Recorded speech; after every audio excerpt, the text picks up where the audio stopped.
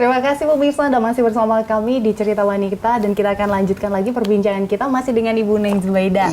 Bu Neng, tadi kan kita terputus nih tentang seperti apa sih sebenarnya hukum keluarga itu, karena banyak sekali nih kekeliruan di luar sana dan saat ini juga. Apalagi kalau saat ini banyak tuh namanya tren nikah dini, pernikahan dini. Nah ini sebenarnya kalau untuk hukum keluarga sendiri itu seperti apa sih Bu Neng?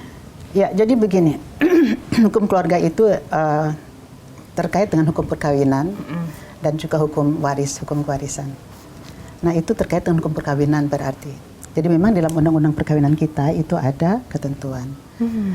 Katakanlah tadi mengenai pernikahan dini. Dulu sebelum diubah oleh putusan MK nomor 22 tahun 2018 kalau tidak salah, bahwa perkawinan itu harus bagi laki-laki dan perempuan, untuk perempuan 16 tahun minimal, untuk laki-laki 19 tahun, seperti itu. Nah, kemudian sekarang sudah diubah dengan Undang-Undang Nomor 16 Tahun 2019. Jadi sekarang baik laki-laki maupun perempuan itu harus sama-sama berusia 19 tahun. Nah, itu memang sesuai dengan amanah dari Mahkamah Konstitusi, seperti itu. Nah, bagaimana dengan perkawinan dini? Dalam hal ini tentunya, kalau dalam hukum Islam sebetulnya ukurannya itu adalah baligh. Artinya sudah dewasa, tidak ditentukan umurnya berapa, kan seperti itu. Tapi kan kita harus mengacu kepada peraturan perundang-undangan. Saya dulu orang yang memang tidak menyetujui kalau pernikahan untuk anak perempuan dari 16 menjadi 19 atau 18 menjadi 19. Mengapa? Karena ketika anak perempuan umur 16 saja pun sudah banyak yang melakukan permohonan dispensasi kawin ke pengadilan agama. Kenapa terjadi hal itu? Alasannya biasanya maaf berjuta maaf.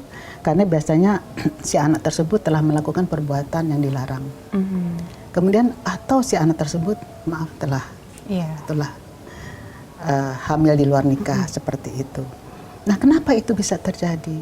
Karena sampai dengan saat ini mengenai hubungan kelamin katakanlah antara laki-laki dan perempuan yang dilakukan oleh bujang gadis, janda duda itu sampai sekarang tidak dilarang kecuali di Aceh.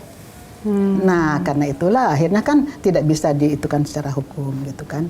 Nah, kemudian sekarang sudah sudah menjadi 19 tahun. Jadi kalau belum 19 tahun harus mengajukan permohonan dispensasi kawin ke pengadilan agama kalau untuk orang Islam. Untuk orang yang bukan Islam ke pengadilan negeri. Nah, seperti itu. Nah, sebenarnya tujuannya baik untuk pencegahan itu.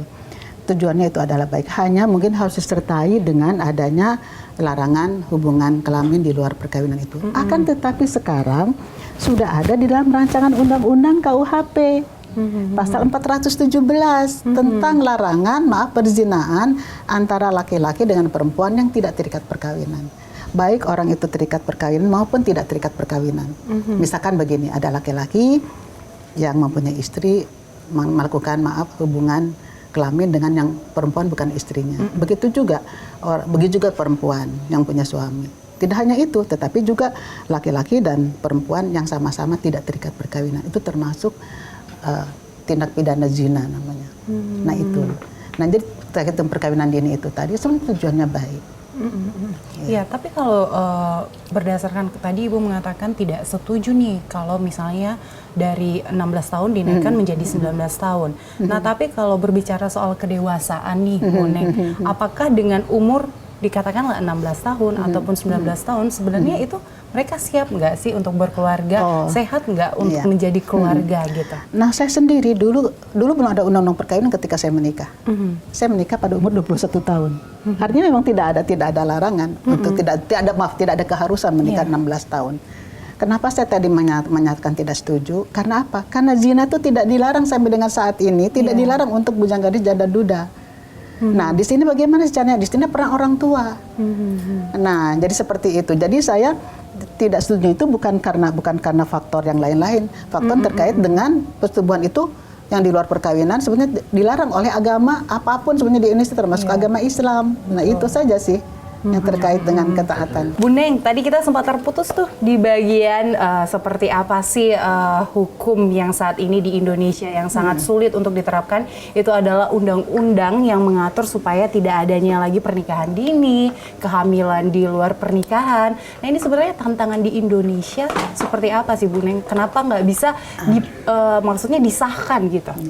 Nah sebetulnya kalau mengenai perkawinan dini kan sudah ada undang-undang perkawinan, sudah ada larangan.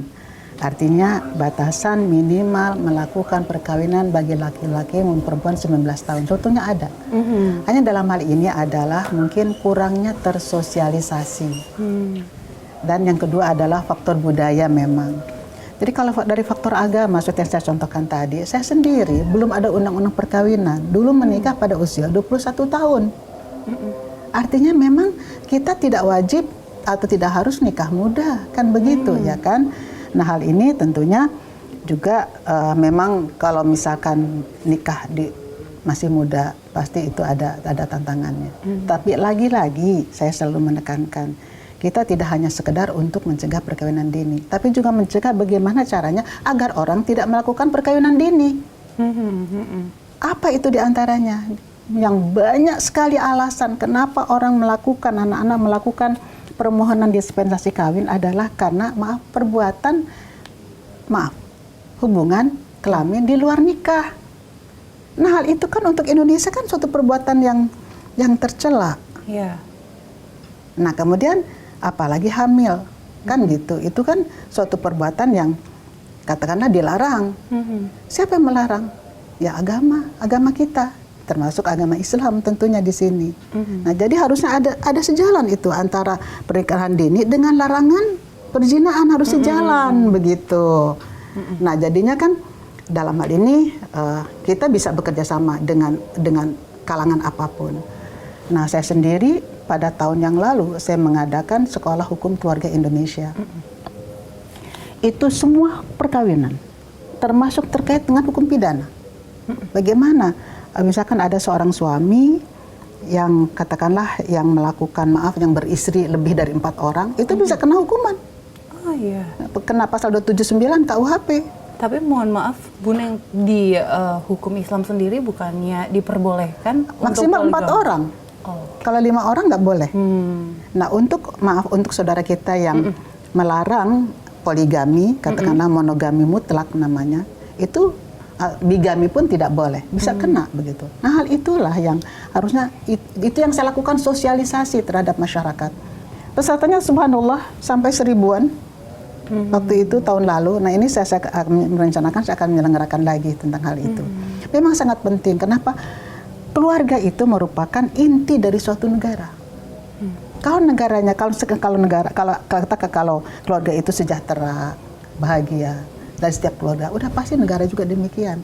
Nah, apakah terus hanya negara yang ikut serta untuk membina keluarga yang bahagia dan sejahtera?